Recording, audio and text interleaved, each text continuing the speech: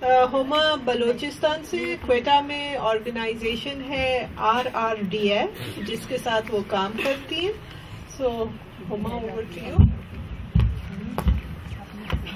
Thank you Saba. सबसे पहले मैं शुक्रिया अदा करूंगी बनी और असर की टीम का, जो हमेशा एक अलार्म क्लॉक की तरह हमें जगाए रखती है. और इसके अलावा अगर मैं थोड़ा सा पर्सनली अपनी लाइफ से स्टार्ट करूंगी जस्ट फॉर अ मिनट, कि मैंने किस तरह से स्टेप लिया था. जब हम लोग एकेडमिक लाइफ में थे, स्कूल और कॉलेज के दौर में, बहुत सी खवातीन जब इस फील्ड में एनजीओ सेक्टर में बात करते थे कि हम लोग फील्ड में हम इश्यूज फेस कर रहे हैं, ये आदमियों की सोसाइटी है, ये है वो है, तब एक ख्वाबों ख्यालों की उसमें हम रहते थे कि नहीं, जब हम खुद आएंगे इस मैदान में कदम रखेंगे तो हम ये करेंगे वो करेंगे, it's not that much difficult. लेकिन जब प्रैक्टिकली मैंने खुद इस फील्ड में कदम रखा और ग्रास रूट लेवल पे जाके काम किया, तब मुझे एहसास हुआ कि यस, हम एक मेल डोमिनेंट सोसाइटी में रहते हैं. 2 साल पहले की बात है, जहां पे कोयटा में मेरा एक सेंटर है जो पर्टिकुलरली वुमेन एम्पावरमेंट के लिए काम करता है. यानी जिस तरह की सोसाइटी में हम रह रहे हैं, तो वहां पे खवातीन से ज्यादा मर्दों के लिए अवेयरनेस के प्रोग्राम्स होने चाहिए. इसके अलावा अगर मैं बलूचिस्तान के कॉन्टेक्स्ट के हवाले से बात करूं, जो सिचुएशन है, पहले जो हमने अपने कुछ थीमेटिक एरियाज डिफाइन किए थे, लाइक वुमेन एम्पावरमेंट हो गया, वुमेन राइट्स, लेकिन वहां की जो सिचुएशन बनी है वो आपको फोर्स करती है कि आपने पीस मूवमेंट के ऊपर काम करना है, लोगों को मोबिलाइज करना है. अगर मैं अपनी इंडिविजुअल एग्जाम्पल दूं, जहां तक मुमकिन हुआ मैंने कोशिश की कि मैं खवातीन को मोबिलाइज करूं, उनको घरों से निकालूं. 2010 में मैंने यही कहा था, कुछ वहां पे जो सेक्टेरियन किलिंग स्टार्ट हुए थे, उनसे ये प्लान हमने किया था कि हम कुछ खवातीन के ग्रुप्स बना के बच्चों के साथ इस्लामाबाद में हम आएंगे एक सिट इन के लिए पार्लियामेंट हाउस के सामने, ताकि वो चीज रुके. कुछ खवातीन डर गई, उसने कहा नहीं, अगर आज मेरा बेटा मारा गया है, कल दूसरा मारा जाएगा, मेरा हस्बैंड न मारा जाए. तो एक खौफ का एलिमेंट है जिससे वो नहीं निकल सकी. और लेकिन अभी इस दफा का जो सिचुएशन था बलूचिस्तान कोयटा में, पर अभी रिसेंटली जो सेटिंग में था, उसमें ये कि जब 120 लाशें उन्होंने जब देखा, तो इस तरह की खवातीन हाउसवाइफ्स जिनको प्रोफेशनल लाइफ्स की ABC का भी नहीं पता, वो सब आके बाहर बैठी. जिस रात -12 टेम्परेचर था, एक खातून व्हील चेयर पे आई थी. मैंने कहा कि आप लोग चले जाएं, हम लोग यहाँ रात बैठे हुए हैं.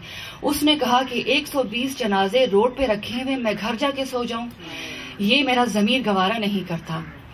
उसके बाद अगर हम डिफरेंट तरह से देखते हैं लोगों के रोल, एक तो हो गया इंडिविजुअल रोल, फिर हम देखते हैं सिविल सोसाइटीज के रोल पे भी काफी बात हुई. अनफॉर्चुनेटली सब एनजीओज की मैं बात नहीं कर रही हूं, लेकिन जो मेजॉरिटी है बलूचिस्तान बेस्ड, एक तो प्रोजेक्ट के बॉक्सेस में सब बंद होके रह गए हैं, फिर इन इश्यूज पे जिन पे मैं काम कर रही हूं या कुछ और काम करें, वो इनको फालतू समझते हैं.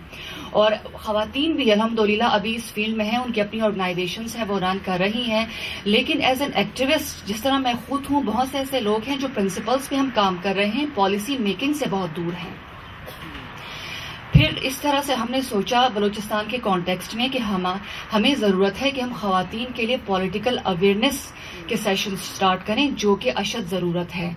लेकिन जो सूरत हाल बलूचिस्तान की है, हम पहले भी इस चीज पे बहुत बात कर चुके हैं कि एक चीज बताना मैं भूल गई कि बहुत सारी अपनी कम्युनिटीज और बलूचिस्तान में जो डिफरेंट कम्युनिटीज है, उनसे मीटिंग की कि इसका सोल्यूशन क्या होगा. सिर्फ ये रैली, ये डायलॉग्स, ये सोल्यूशन नहीं है.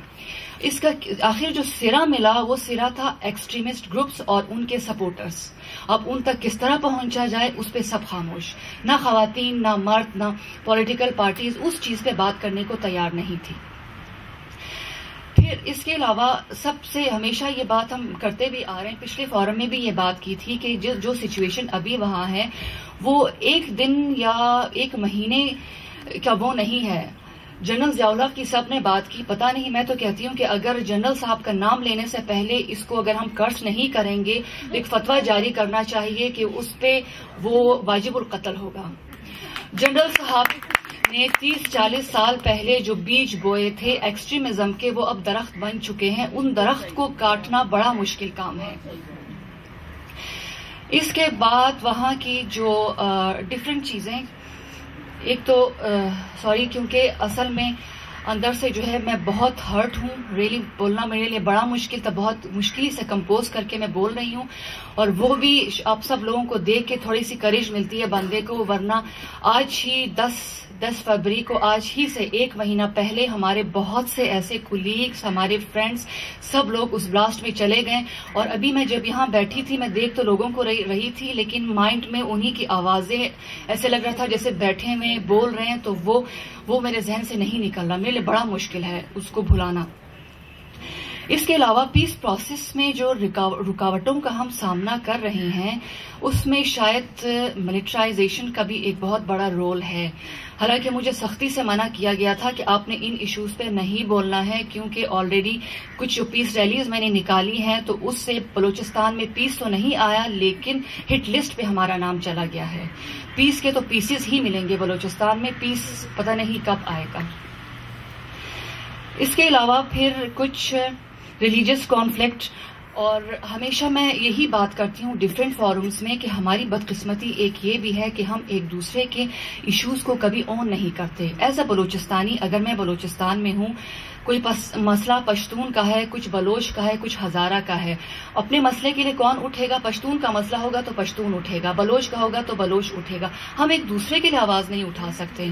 اگر کوئٹہ سے میں کوئی موومنٹ نکالوں اس کی اتنی اہمیت نہیں ہوگی. ہم نکالیں تو کس کے لیے نکالیں جہاں گورنمنٹ کی ریٹ تھی ہی نہیں.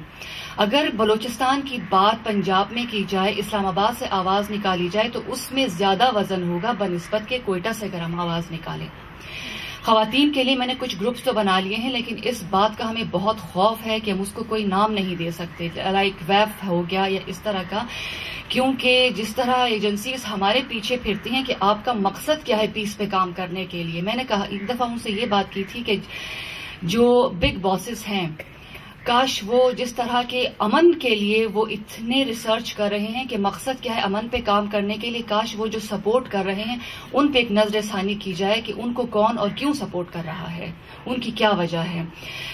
میں نام تو نہیں لوں گی, لیکن اسی بینڈ آرگنائزیشن کے ایک کلپریٹ سے جیل میں کسی صاحب نے جا کے انٹرویو کیا تھا, ان سے پوچھا تھا کہ آپ لوگوں کا کیا مقصد ہے. اس نے کہا کہ ہم چاہتے ہیں کہ اللہ کی زمین پہ اللہ کا نظام ہو. اس نے کہا کہ اچھا وہ کون سا نظام ہے؟ اس نے کہا کہ ہمارا یہ مقصد ہے کہ زمین پہ جتنے بھی شیعہ ہیں ہم اس کو ختم کر لیں. اس نے کہا کہ چلیں آپ اس مشن میں کامیاب ہو گئے, پوسٹ وار اسٹریٹجی کیا, اس کے بعد کیا کرنا ہوگا؟ اس نے کہا کہ اس کے بعد ہوگا بریلوی ہے, پھر اہل حدیث ہے. مطلب خلاصہ مشن میں خون خرابہ ہی لکھا ہوا ہے. یہ اللہ کا کون سا نظام ہے جس میں ہم نے صرف خون خرابہ ہی کرنا ہے؟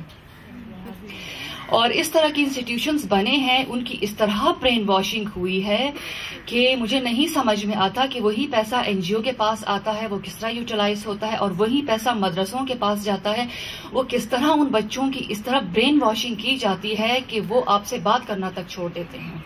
ہمارے اپنے کچھ نیبرز میں, میرے اپنے کچھ کولیگز میں جو لوگ کنورٹ ہو گئے ہیں وہابزم میں, وہ اگر گھر آتے ہیں کسی کام سے تو وہ پانی یا کچھ نہیں پیتے کہ ان کے خیال میں کہ یہ حرام ہے ان کے گھر سے پانی پینا. سو ان دا اینڈ اگین تھینکس. اور بہت زیادہ میں نہیں بولنا چاہوں گی, آئی ایم افریڈ کہ مجھے بہت سخت منع بھی کیا گیا تھا کہ ان ٹاپکس پہ نہیں بولنا, لیکن وہ جو اندر کا انسان ہے اس کو میں خاموش نہیں کر سکتی. میرا ضمیر گوارا نہیں کرتا کہ اتنے جو ہم نے ہماری جو کریم چلی گئی ہے اس کے باوجود بھی میں خاموش رہوں, تو میرے خیال میں مجھ میں انسانیت کی کمی ہے. پھر بہت بہت شکریہ.